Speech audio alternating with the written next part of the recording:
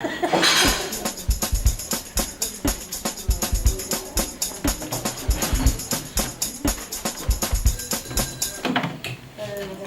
compte sur votre collaboration. Il faut que le micro arrive à Madame qui lève la main. Vous avez réussi à nous expliquer des systèmes quand même très très complexes de manière simple. Donc déjà merci pour ça. Et moi je voulais vous poser une question extrêmement précise qui est donc sur l'excision. Comment vous envisagez l'excision, vous en tant que féministe intersectionnelle, et aussi comment vous envisagez une recherche universitaire légitime, on va dire, sur cette question? Je pense qu'il y a beaucoup. Alors premièrement, dans les pratiques d'excision, il y en a plein de différentes. Et comme vous le savez probablement, il y a aussi des pratiques d'excision, entre guillemets, chez quelques populations indiennes, justement latino-américaines. Il y en a un petit peu apparemment chez les Wayuu en Colombie, et puis chez les Shipibo de la Nouvelle-Zélande. Donc vraiment pour dire à quel point c'est des ennemis africains, des musulmans, pour les gens qui auraient par mégarde eu cette vague impression. Et d'une, et de deux, il y a aussi plein de pratiques. Je vous rappelle qu'il y a eu plein de pratiques de la médecine occidentale, justement, fin 19e, début 20e, de cautérisation au fer rouge. Il y en a qui se vantaient par lettre auprès de leurs collègues qu'ils avaient, pour une pauvre gamine de 6 ans qui se masturbait trop à leur goût. D'abord, il avait attaché à la chaise, les bras derrière, le machin et tout, puis à la fin, il avait fait 7 points de cautérisation au fer rouge, 3 sur chaque lèvre et une sur le clitoris, trop bien. Donc voilà, le mauvais traitement des organes génitaux et sexuels féminins est vraiment très partagé, et les plus horribles ne sont pas forcément ceux qu'on nous fait prendre comme les plus terribles. Je voudrais faire la publicité d'une revue qu'on m'a conseillée il y a pas longtemps, qui s'appelle La Revue Z, qui est éditée à Marseille, mais on la trouve à Violette & Co. Et dans le numéro 10, il y a un article qui doit faire 12 pages, qui décrit justement le clitoris et tout un tas d'informations voilà, sur... Si, alors ça me permet de rappeler que Violette & Co est là, avec notamment les bouquins de Jules. Moi, en tant que formatrice, j'ai travaillé avec des femmes qui venaient d'Afrique de l'Ouest, du Mali, du Sénégal, de la Mauritanie, etc. Et on a travaillé sur les problèmes, on pensait travailler sur les problèmes de contraception, et on a été avec elles, moi j'ai été avec elles, au planning familial. Et j'ai découvert à ma grande surprise que ces femmes savaient très très bien ce que c'était que le clitoris. Ces femmes savaient très très bien ce que c'était que le clitoris, très très bien ce que c'était que le vagin, très très bien ce que c'était que l'utérus. Et elles avaient peut-être des problèmes pour les traduire en langue française et pour différencier qu'est-ce qui était un vocabulaire argotique d'un vocabulaire, on va dire, médical. Et on a eu des échanges sur l'excision et sur qu'est-ce que ça entraînait en termes de plaisir. Il y a eu un fait divers, je ne saurais pas dire si c'est de 70 ou 80, d'un émigré qui a violé une femme sur un grand boulevard.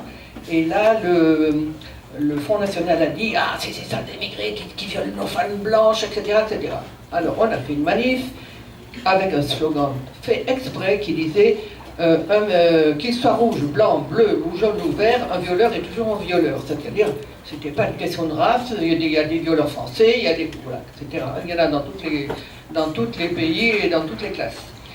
Et on voit arriver Libé, j'avais une photo de moi, on aurait dit une sorcière, et j'étais censée dire, pas du tout ce que j'avais scandé, mais j'étais censée avoir incriminé les gens, les riverains qui n'étaient pas intervenus. Alors que ce n'était pas vrai, ce n'était pas possible, il n'y avait pas de fenêtre au rez-de-chaussée, c'était en haut, sur un boulevard, toutes les fenêtres étaient fermées avant des voitures.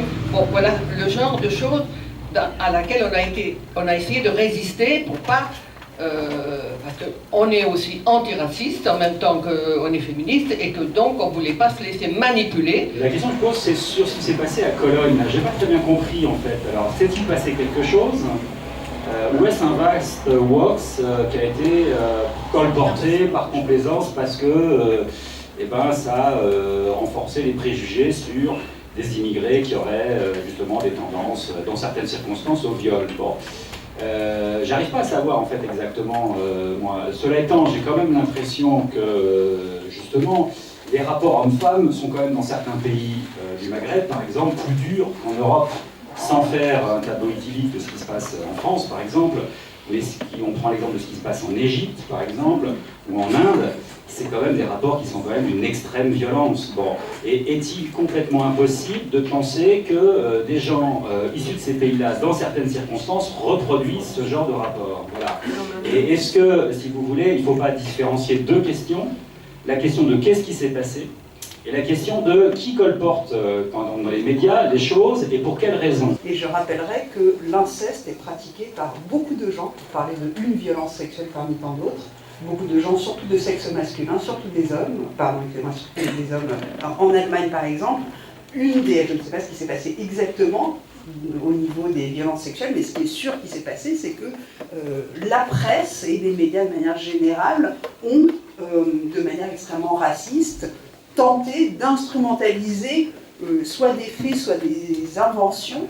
Je ne sais pas les faits réels qui sont passés autour de la gare de Cologne, mais je suis certaine, et de très nombreuses études le montrent, que les hommes allemands, de différentes classes sociales, mais beaucoup sont blancs, et toute une partie sont de classe moyenne et de la bourgeoisie, pratiquent l'inceste et toutes sortes de violences sexuelles.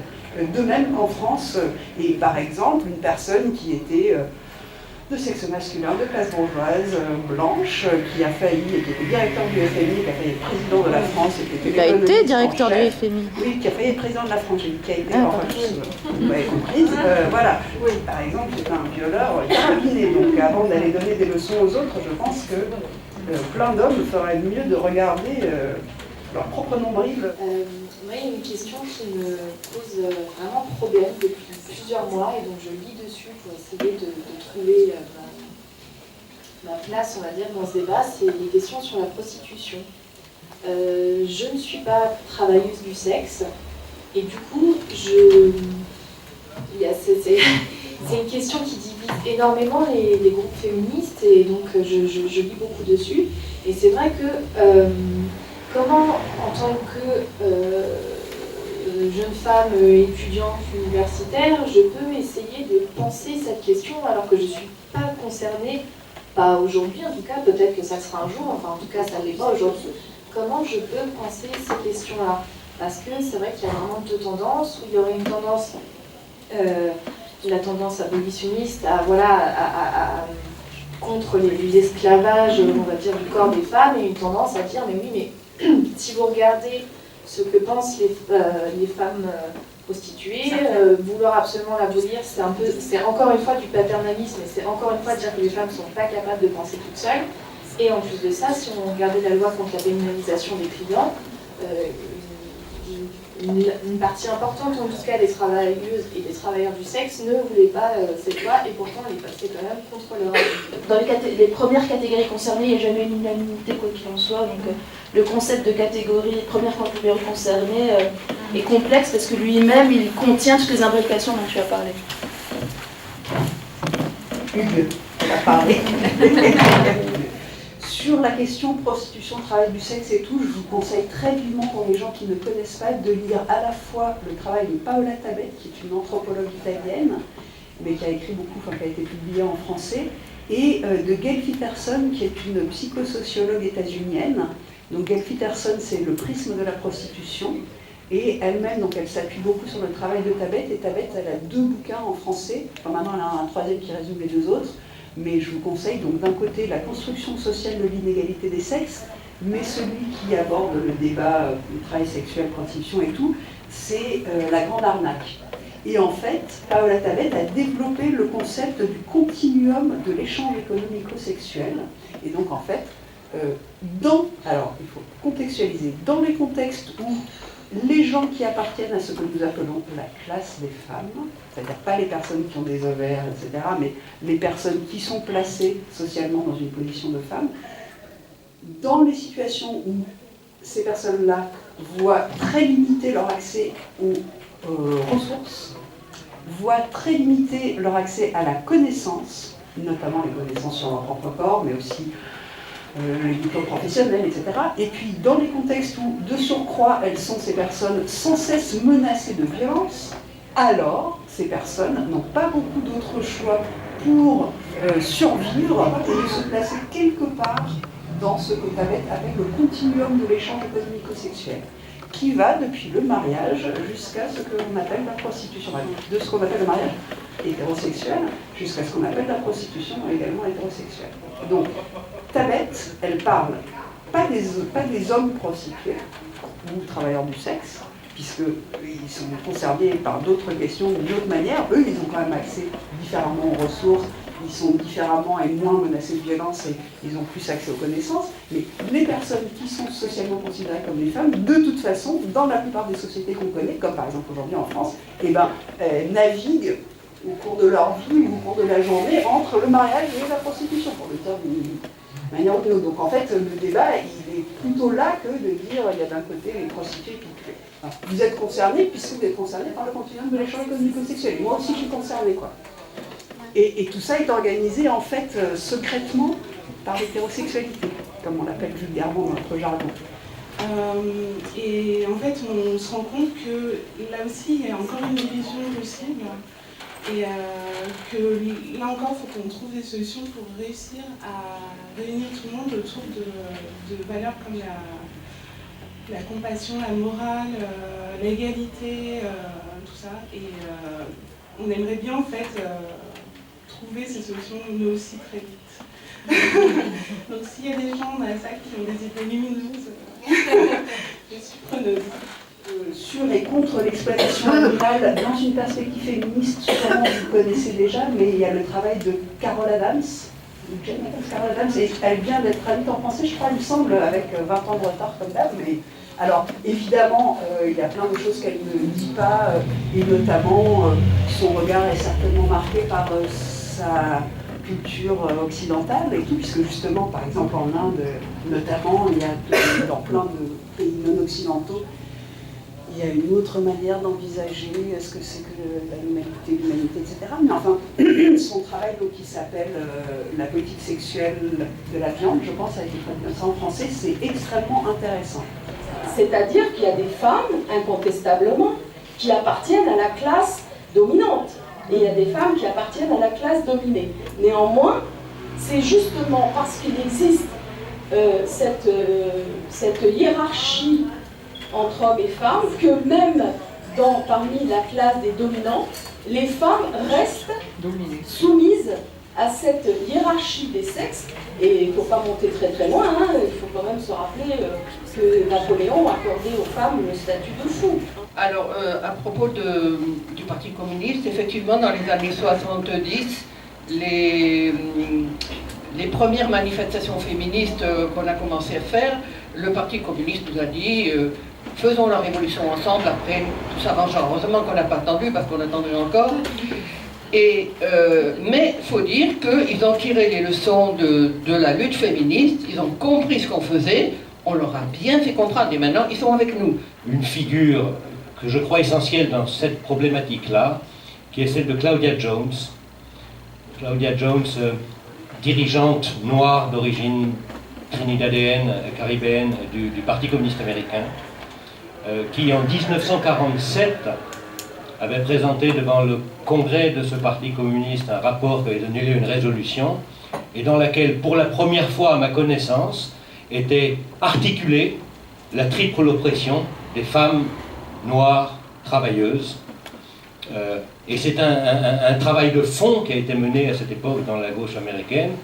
Angela Davis lui rend hommage dans le livre dont vous avez parlé, ce qui fait d'Angela Davis une personne assez typique, je dirais pas mainstream, mais vraiment issue de cette mouvance assez particulière du Parti communiste américain. On pourrait aussi mentionner par exemple Flora Tristan, elle est très intéressante aussi en plein 19e. Et c'est intéressant parce que c'était une... elle a quand même écrit et réussi à publier, ce qui est encore plus difficile, beaucoup plus difficile même, un bouquin qui s'appelait Nécessité de faire bon accueil aux femmes étrangères, donc il y a combien, 150 et quelques années. Ouais. Intéressant quand même. Et je voudrais aussi dire un truc, oui, américain, franchement, c'est très grand l'Amérique, c'est comme l'Afrique, c'est très grand, c'est un continent. Et donc je pense que c'est plus éclairant de dire états-unienne quand on fait référence aux États-Unis. Moi j'ai toujours une petite question que je me pose à chaque fois que j'assiste à un débat sur ces questions d'intersectionnalité. on ne parle jamais de l'âge et on ne parle jamais des jeunes femmes. Et or, moi, il me semble que, et surtout aujourd'hui où il y a un tel déni de tous les droits sociaux et humains envers les jeunes, la situation des jeunes femmes, il faut en parler parce que je crois qu'il y a aussi une domination par l'âge et que chaque génération rejoue un petit peu toute cette histoire complexe de domination parce qu'il faut se faire une place dans la société. Ça ne va de soi pour personne, même pour une femme, une jeune femme d'un milieu bourgeois, etc. Aujourd'hui, c'est loin d'être évident. Et voilà, donc il y a quand même, les choses changent, elles mutent, il y a des processus derrière tout ça, il faut bien les analyser parce que beaucoup de jeunes femmes, elles sont pas féministes parce qu'elles pensent que, je crois qu'elles vivent un petit peu dans l'illusion de construire leur vie avec un homme et qu'elles ont besoin de se faire des illusions sur les rapports hommes-femmes. Par rapport à l'intersectionnalité, l'imbrication des rapports sociaux, vous avez dit de sexe, classe, race. Le fait qu'il n'y ait pas genre et qu'il n'y ait pas plus dans votre discours la question des LGBT, plus, tout ça. Donc merci pour cette écoute attentive, parce qu'en effet, je n'ai pas utilisé le mot genre, car personnellement, un peu comme intersectionnalité, il me semble moins utile et il me semble créer de la confusion. Évidemment, ça dépend qui l'emploie, pourquoi, etc. Mais bon. Personnellement, je préfère, ça me semble plus utile de parler de rapports sociaux de sexe et j'adhère à la perspective développée par Colette Guillaumin qui nous a quittés très récemment et là où elle est, peut-être si elle quelque part nous entend-elle et se réjouit-elle que nous soyons réunis, elle estimait que aussi bien dans les logiques de l'esclavage de plantation coloniale qui donc a contribué à créer le concept de race moderne, que dans les rapports sociaux de sexe et dans les rapports féodaux, il y a en commun cette logique de l'appropriation. On va repartir de ce qui est plus connu. Ce qui est plus connu, c'est l'exploitation, les rapports de classe, machin. Donc les rapports de classe, il y a des gens qui ne sont pas propriétaires des moyens de production et ces personnes-là, par opposition aux autres, elles n'ont que leur force de travail à vendre. Jusque-là, bon. Guillaumin dit en quelque sorte, avant ça, historiquement et intellectuellement, dans une perspective logique, avant ça, il y a des gens qui n'ont même pas leur force de travail à vendre parce que ces personnes ne sont pas propriétaires d'elles-mêmes. Elles ne sont pas propriétaires de leur propre corps est approprié. Alors c'est le cas des gens qui sont en esclavage, dans la logique de l'esclavage de plantation coloniale du XVIIIe, par exemple. C'est pas l'esclavage chez les Romains, ou c'est pas l'esclavage chez les Aztèques, il y a différentes formes d'esclavage, mais donc il y a des gens qui ne sont même pas propriétaires de leur corps pour vendre après leur force de travail. Et c'est le cas aussi des femmes, qui sont prises dans les rapports de sexage. Elles ne s'appartiennent pas elles-mêmes, donc elles peuvent pas, c'est pour ça qu'elles ne peuvent pas aller travailler comme tout le monde, parce qu'en fait, elles sont déjà dans le contrat de mariage, elles ont signé, entre guillemets, le fait qu'elles appartenaient à quelqu'un d'autre. Bref. Et Guillaumin, elle, non seulement elle parle de ses rapports d'appropriation, et elle définit les rapports sociaux de sexe comme donc des rapports de sexage, et elle fait aussi la différence entre des logiques d'appropriation privée et des logiques d'appropriation collective. Et elle dit qu'il y a une contradiction entre ces deux logiques, enfin, il y a une complémentarité, si on peut dire, il y a une contradiction, et c'est cette contradiction qui fait qu'il y a une dynamique historique et qu'il y a des possibilités de transformation. Et donc, par exemple, du coup, certaines personnes se sont libérées, entre guillemets, des chaînes de l'appropriation du servage féodal. D'autres personnes, historiquement, progressivement, se sont libérées des rapports d'esclavage. Et puis, elle dit, du coup aussi historiquement, vu les contradictions entre l'appropriation individuelle et l'appropriation collective, il est aussi possible progressivement de passer, par exemple, d'une appropriation privée dans le mariage à une appropriation collective, qui n'est pas d'ailleurs forcément meilleure. Et bon, alors, peut-être je dis hyper trop vite, mais on peut aussi, du coup, en s'appuyant sur ces réflexions, comprendre ou essayer d'analyser les dynamiques actuelles du racisme, notamment du racisme contre les populations migrantes, comme justement une transformation de l'esclavage colonial, voilà, c'était quand même basé donc, sur l'appropriation individuelle. Et puis maintenant, la création par les politiques migratoires de personnes sans papier, on peut l'interpréter d'une certaine manière comme, et le racisme typique de population migrante, on peut l'interpréter comme finalement un nouveau racisme qui est basé plus sur l'appropriation collective. Je pense que les rapports sociaux de sexe incluent comme pierre angulaire la question de la sexualité. Pas la seule, mais enfin disons l'hétérosexualité plus exactement, qui n'est pas la sexualité, l'hétérosexualité au sens de Monique Wittig, telle qu'au moins à un moment donné elle l'a écrit, et en s'appuyant sur Guillaumin, pas comme Butler l'a compris. Butler elle n'a pas lu Guillaumin, donc elle comprend différemment ce que Wittig peut-être a voulu dire.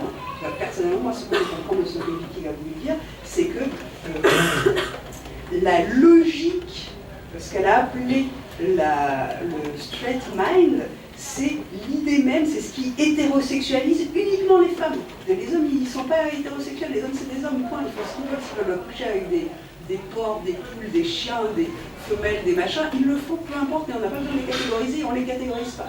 Par contre, les femmes, elles sont d'office dans la logique des rapports sociaux de sexe hétérosexualisés. Et c'est pour ça d'ailleurs que Wittig disait les lesbiennes qui tentent, là ça fait sur Guillaumin, elle disait on appelle femmes les gens qui sont appropriés par la classe des hommes, donc les lesbiennes qui tentent de sortir de ces rapports d'appropriation, du coup elles ne seraient pas des femmes. Et l'important là-dedans, c'est pas avec qui on essaye d'avoir mutuellement des orgasmes, c'est pour qui on travaille en fait. Qui s'approprie des fuites de notre travail, notamment de notre travail ménager, domestique si vous préférez plutôt, de notre travail procréatif, de notre travail sexuel et de notre travail émotionnel.